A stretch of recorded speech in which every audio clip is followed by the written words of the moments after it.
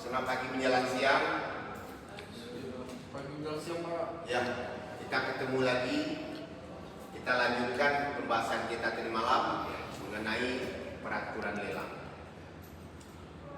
Tadi malam kita sudah bahas sampai kepada tata cara, objek lelang, fungsi lelang dan sebagainya itu sudah kita bicarakan sekilas saja. Nah, pada hari ini kita ulang nanti sebagian. Jangan segan. Kalau ada yang ingin bertanya, ada yang ingin kita diskusikan, ayo sama-sama kita diskusikan. Kita kuliah di S2 tidak sama dengan S1. S1 itu sama dengan Bapak ngajar di SMA. Ini paksakan itu. Kalau kita nggak kasih umpan bahan supaya itu bisa menggali potensi-potensi yang ada di sini. Kita diskusikan bersama. Ya, dari malam bertanya, boleh yang lain juga memberikan masukan atau saran. Kenapa? Karena manusia ini semuanya tidak sempurna. Ada yang punya ilmu, tidak semua bisa dia kuasai. Ya. Itu memang namanya manusia seperti itu. Jadi alhamdulillah pagi ini kita masuk lagi kepada peraturan-peraturan lelang. Materi-materi yang saya sampaikan pada pertemuan yang lalu, misalnya dengan Bapak Fatir Simatupang, ada sama Bapak. Dari malam sebagian kita sudah ulang, tapi ada yang lebih penting di antara itu adalah perluasan baik objek, tata cara pelelangan ini yang diatur melalui Peraturan Menteri Keuangan Nomor 213 Tahun 2020. Memang secara garis besar objek lelang itu ada 3. Yang pertama, objek lelang terhadap barang yang sudah dieksekusi. Apa kira barang sudah dieksekusi? Barang yang sudah sitaan yang sudah memiliki putusan nanti memiliki ketentuan hukum. Kemudian ada lagi yang namanya barang non eksekusi. Ini dibagi dua. Ada namanya barang non eksekusi wajib, dan yang kedua ada namanya barang non eksekusi sukarela.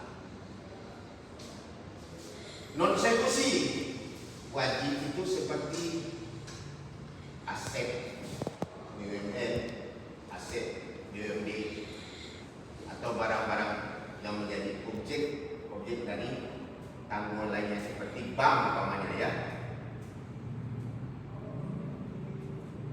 Apa namanya? Agunan atau tanggungan terhadap fasilitas yang diberikan oleh bank ini apabila salah satu pihak atau kreditur atau debiturnya nanti buat prestasi boleh disita untuk dilelang. Ini termasuk kepada non eksekusi wajib namanya. Nah, selain itu ada lagi namanya non eksekusi sukarela. Barang yang sudah diputuskan untuk dilelang tapi tidak melalui badan lelang negara, atau sekarang kalau di sini ini KPKML. Itu pada dua. Yang ketiga ada eksekusi sukarela. Sukarela tentunya lebih bersifat kepada pribadi, perorangan, privat, tidak terkait pemerintah di dalam hal. Nah, itu saya kira secara besar perubahan-perubahan yang terjadi dalam Peraturan Menteri Nomor 213 Tahun 2020. Di dalam pelaksanaan lelang ada kalanya berjalan mulus, ada kalanya juga menemui hambatan. Pasti ada dalam penyelenggaraan lelang ini permasalahan-permasalahan. Kenapa? Bagi pemenang lelang dianggap itu sudah adil, tapi memang yang kalah merasa itu tidak adil, tidak dilaksanakan sesuai dengan ketentuan yang berlaku. Nah, bagi yang tidak merasa puas ini, ketentuan perundang-undangan kita memberikan kesempatan kepada yang tidak menang dan kalah ini untuk mengajukan namanya sanggahan hasil lelang. Dalam ketentuan, seminggu setelah pengumuman lelang keluar, bagi yang merasa tidak puas dengan hasil lelang ini diberikan kesempatan untuk menyanggah kepada panitia pelaksana lelang. Sanggahan itu bisa berupa lisan, bisa juga berupa tertulis. Yang perlu diingat, yang mengajukan sanggahan itu tentu harus membuktikan kalau memang dalam tata cara pelaksanaan lelang itu tidak sesuai dengan prosedur, atau ada yang itu disengaja dilaksanakan lelang ulang. Itu biasa sering terjadi dalam lelang. Umumnya penyelenggara lelang itu dari KPKNL, Kantor Pelayanan Kekayaan Negara dan Lelang, untuk sekarang ya. Kemudian ada balai lelang, dan di dalam permen ini yang ketiga dicantumkan kantor pejabat lelang kelas 2. Itulah pelaksana penyelenggara lelang. Kalau KPKNL, sini ada KPKNL. Kantor Pelayanan Keuangan dan Lelang Negara ada ya. Nah, barang-barang yang berkaitan dengan negara atau berupa barang eksekusi atau barang-barang hasil rampasan, alat bukti dan kejaksaan yang sudah mempunyai kekuatan hukum tetap, itu biasanya dilelang melalui KPKNL. KPKNL yang merupakan salah satu di antara institusi atau instansi yang oleh negara diberikan tugas untuk melaksanakan lelang. Kalau mau aman, lelang melalui KPKNL. Nah, balai lelang ini biasanya ada di daerah-daerah tingkat 2. Kalau balai KPKNL ini ada di daerah-daerah tertentu ya.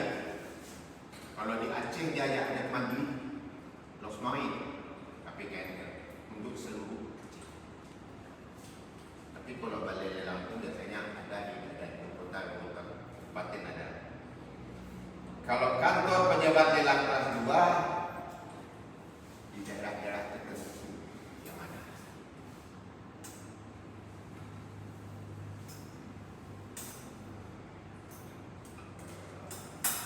Nah, di permen ini juga ditentukan pejabat-pejabat lelang. Kalau dulu hanya disebutkan pejabat lelang aja. Tapi dalam permen ini dibagi menjadi 2. Ada pejabat lelang kelas 1 dan ada pejabat lelang kelas 2. Yang kelas 1 itu masuk pada ayat 1, wewenang melaksanakan lelang untuk semua jenis lelang. Jadi pejabat lelang kelas 1 itu semua barang yang dilelang dia berhak untuk lelang. Sementara pejabat lelang kelas 2 sebagaimana masuk ayat 1 di atas berwenang melaksanakan lelang non eksekusi sukarela. Dia hanya berhak untuk melaksanakan lelang terhadap eksekusi sukarela.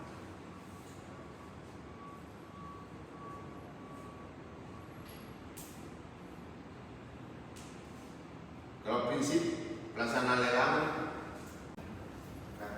dibagikan, ada yang namanya lelang terbuka dan ada lelang. Sekarang ada lagi melalui media online oleh hampir semua instansi sekarang, apalagi BUMN ini melaksanakan lelang tidak lagi terbuka, semuanya melalui elektronik. Jadi bagi notaris sendiri itu kan pejabat lelang kelas 2 ya? gimana? Notaris adalah pejabat lelang kelas 2. Iya. Kalau notaris ini pasti punya harta kekayaan ya Pak. Ketika dia tidak menginginkan barang itu, mungkin dia bisa melelang. Bisa kan? Kalau misalnya notaris itu sebagai pejabat lelang, apakah boleh melelang barangnya sendiri atau dan apakah dia boleh melakukan lelang dengan pihak-pihak yang punya hubungan dengan dia, perkawinan atau kendaraan, dan kewenangannya itu sampai mana Pak untuk pelaksanaan lelang dan eksekusi? Gini, notaris memiliki kekayaan, apakah kekayaan itu berupa kekayaan pribadi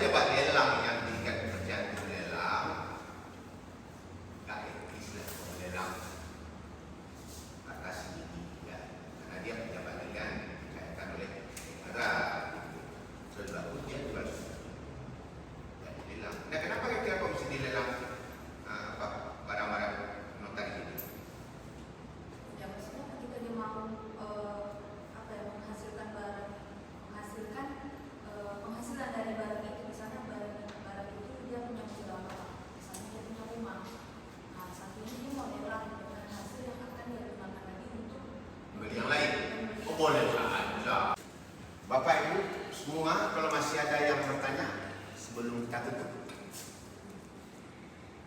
Satu ya. Kalau tidak ada lagi bertanya, Bapak menganggap semua yang disampaikan itu sudah paham dan mengerti, ya. Mana tahu nanti masih ada yang ingat hari ini nggak mau bertanya atau malah bertanya, boleh nanti bertanya melalui Bapak. Insya Allah Pak jawab. Ya. Memang tak ada lagi pertanyaan mau kita bahas, Malia? Itu satu dua lagi. Boleh. Yang terkait apakah notaris itu boleh menjadi pejabat lelang pihak-pihak yang punya hubungan perkawinan atau hubungan darah dengan pejabat lelang presiden ini, khususnya notaris. Pesertanya itu berasal dari keluarganya, apakah boleh dari pejabat lelang itu melakukan lelang terhadap pihak-pihak yang hubungan dengan dia? Biasanya orang-orang yang dituju sebagai penjabat lelang itu yang menyebutnya negara. Ya, ada persyaratan-persyaratan tertentu yang harus dipenuhi dan yang dilarang oleh ketentuan itu untuk menjadi seorang pejabat lelang. Itu dulu. Apakah seseorang yang memiliki persaudaraan boleh menjadi pejabat lelang juga? Boleh menjadi peserta. Peserta. Jadi pejabat lelangnya itu notaris. Misalnya suami saya yang menjadi peserta lelang itu suami saya, sedangkan saya kan istrinya nih Pak. Notaris ini istrinya, tapi yang mengikuti itu malah suami atau mungkin adik ipar atau gimana Pak? Apakah itu diperbolehkan pejabat lelang itu memimpin lelang, tapi yang pesertanya punya hubungan dengan dia? Bapak cari dulu nanti ketentuannya, tapi secara umum itu boleh, nggak ada masalah. Asal itu prinsipnya kemarin kita laksanakan, prinsipnya transparan, gitu ya, tidak memihak. Kalau ada posisinya posisi positif, sepanjang itu dipenuhi sah-sah saja, kecuali secara tegas memang dilarang oleh ketentuan undang-undang. Tapi setelah Bapak itu boleh mengambil lelang, artinya boleh, sepanjang prinsip dan tegas. Kemarin yang tadi malam kita bahas itu tidak dilanggar, boleh. Ya. Lagi, itu lagi. Dah, rasanya. Baik Bapak Ibu, karena memang waktu kita juga, ya. Terima kasih atas atensinya. Mudah-mudahan saya berniat di jauh ini, apa yang disampaikan itu mudah-mudahan menjadi ilmu yang bermanfaat. Yang saya dari rumah seperti itu. Mudah-mudahan ilmu yang bermanfaat itu nanti juga sesuai dengan kata Pak Guru saya. Kalau ilmu yang kita berikan itu bermanfaat, mudah-mudahan Allah juga saya akan mendapat ilmu. Ya. Terima kasih atas atensinya. Lebih kurang mohon maaf ya. Dari malam pertemuan kita mungkin ada yang kurang berkenan. Ya, kita saling memaafkan. Itu memang perintah agama kita masing-masing. Baik, karena tidak